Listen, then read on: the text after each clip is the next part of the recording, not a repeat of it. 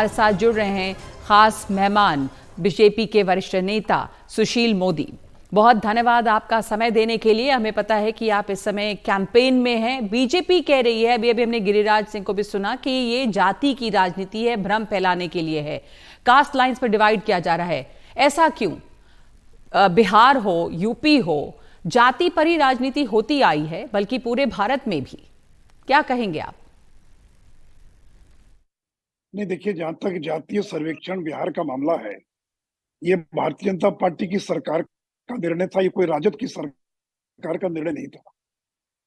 बिहार के अंदर जब जदयू बीजेपी की सरकार चल रही थी और ये उस कैबिनेट का फैसला, जिस कैबिनेट में बीजेपी के 14 मंत्री मौजूद थे और जनता दल के मात्र 10 एमएलए मंत्री मौजूद थे, तो ये हमारी सरकार का निर्णय है। ये बात अलग है कि कुछ दिनों के बाद सरकार चली गई और बाद में सरकार ने इसको लागू किया, लेकिन ये हमारी सरकार का निर्णय है।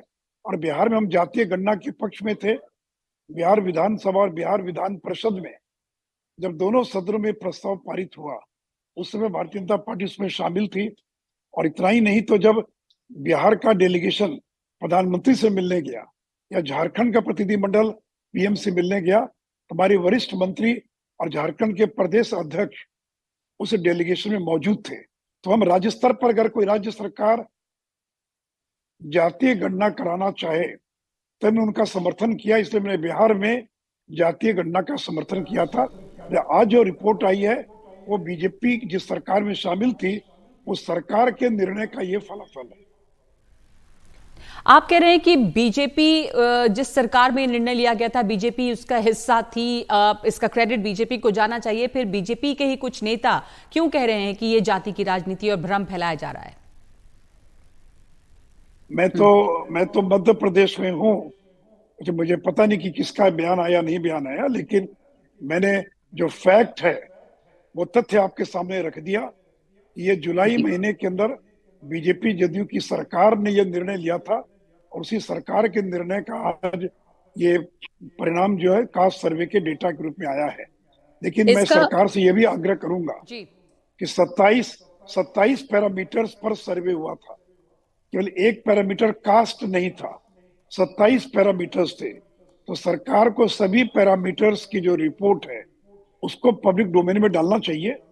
और ये जो डेटा आज रिलीज हुआ है ये राज्य स्तर का डेटा है, लेकिन पंचायत और गांव स्तर पर किस जाति की कितनी आबादी है उस डेटा को भी सरकार को रिलीज करना चाहिए। और चौथी बात ये कि पिछले साल बिहार में नगर निकाय के चुनाव हुए थे, उस समय बिहार सरकार ने एक डेडिकेटेड ईबीसी कमीशन बनाया था। उस कमीशन की रिपोर्ट को आज तक सार्वजनिक नहीं किया गया। तो मैं सरकार से जानना चाहता हूं कि 1 साल से ज्यादा हो गया, आपने जो डेडिकेटेड कमीशन बनाया ईबीसी आरक्षण के लिए, उसकी रिपोर्ट को आपने आज तक पब्लिक क्यों नहीं किया? उसको भी जल्द से जल्द पब्लिक किया जाना चाहिए।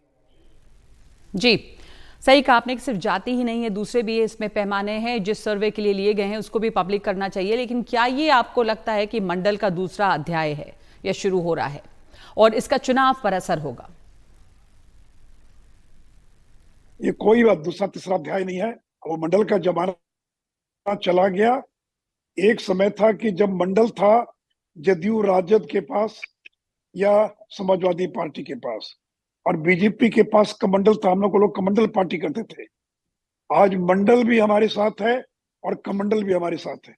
और जो मंडल पार्टियां हैं उनका तो लोकसभा में खाता भी नहीं खुल पाया।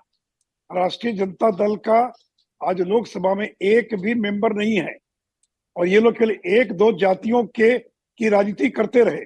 उसी का परिणाम है कि एक समय में बिहार की तमाम पिछड़ी अति पिछड़ी जातियां जिन्होंने लालू यादव का साथ दिया था वो केवल मई समीकरण में सिमट गए।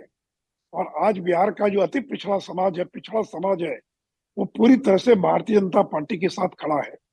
2014 का लोकसभा चुनाव हो या 2019 का लोकसभा चुनाव हो, नरेंद्र मोदी पूरे देश के अंदर ओबीसी चेहरा है और बिहार में खास करके ओबीसी समाज ने एकजुट होकर एक एक वोट नरेंद्र मोदी की झोली में देने का काम किया है। और आगे भी मैं पूरा विश्वास है कि 2024 के लोकसभा चुनाव के अंदर एक भी अति पिछड़ा का वोट राजद जदयू गठबंधन को नहीं मिलेगा, बल्कि अधिकांश वोट नरेंद्र मोदी के चेहरे पर भारतीय जनता पार्टी और उसके गठबंधन को मिलेगा। आपका कहना है कि जो ओबीसी तबका है वो भी भाजपा के साथ आया है और मंडल और कमंडल दोनों आपके साथ है। बहुत धन्यवाद सुशील मोदी हमारे साथ बातचीत करने के लिए।